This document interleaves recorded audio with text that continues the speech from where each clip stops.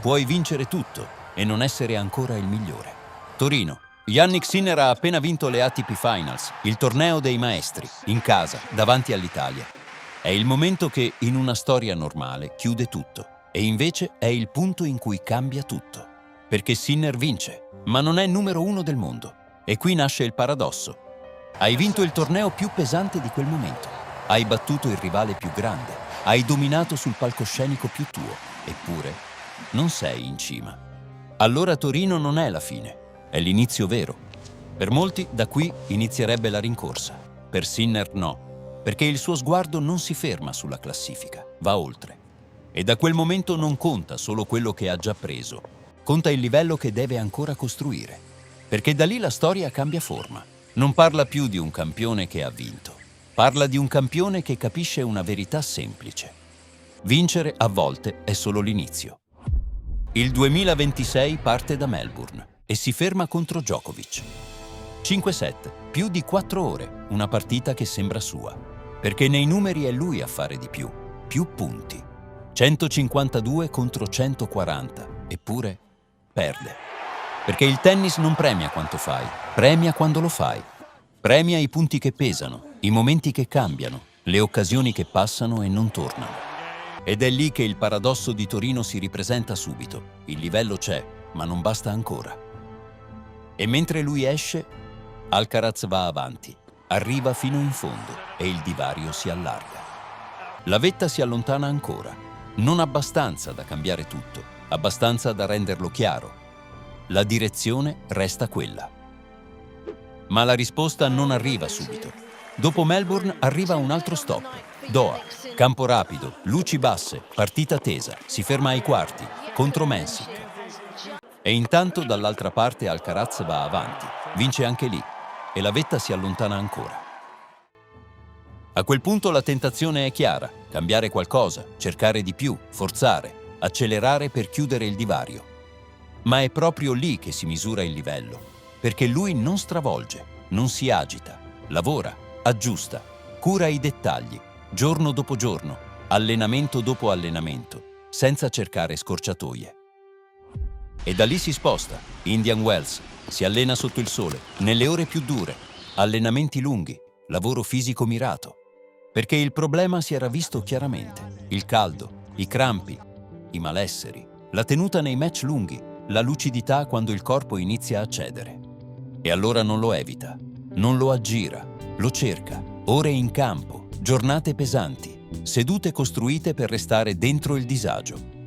Perché dopo l'Australia non basta giocare meglio. Devi reggere quando il corpo inizia a cedere e le gambe si svuotano. E stavolta ci arriva pronto. Le condizioni sono le stesse, caldo, ma stavolta non è un problema.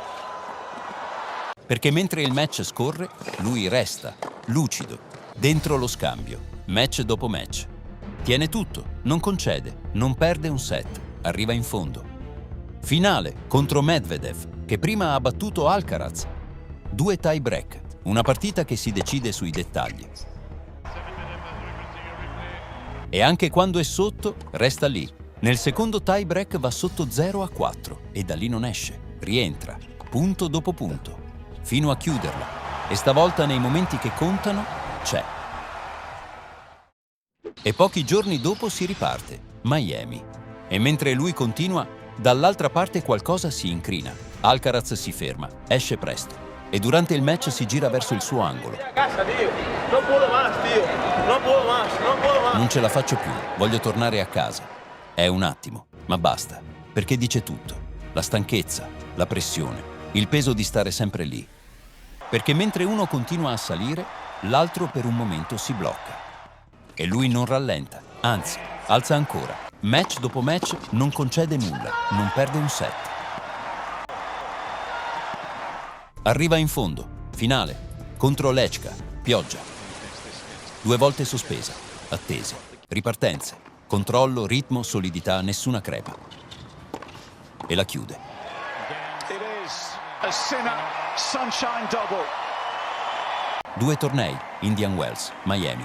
Il Sunshine Double adesso è suo, il primo a riuscirci dal 2017. E a quel punto non è più solo una rincorsa, il sorpasso si avvicina davvero. Aprile. Inizia la stagione sulla terra, la superficie di Alcaraz, quella che sulla carta gli dà un vantaggio, quella in cui il sorpasso dovrebbe fermarsi. Ed è lì che si decide tutto. Montecarlo. Sinner non arriva in finale passeggiando. Nel terzo turno contro Tomás Machac perde un set. Il primo in un Masters 1000 dopo una striscia di 37 set consecutivi vinti. La partita si complica, ma la rimette in piedi e vince. Dopo il match lo dice chiaramente, si sente stanco, ma è soddisfatto di come ha gestito la difficoltà. Arriva alla finale, contro Alcaraz, per il titolo, per il numero 1, per chi adesso sta davvero davanti. Non è una partita pulita, c'è vento, bisogna leggere, gestire, restare lucidi. Il primo set si gioca sul filo. Si arriva al tie break. Sul 6-5 Alcaraz forza anche la seconda. La palla esce, doppio fallo, set Sinner.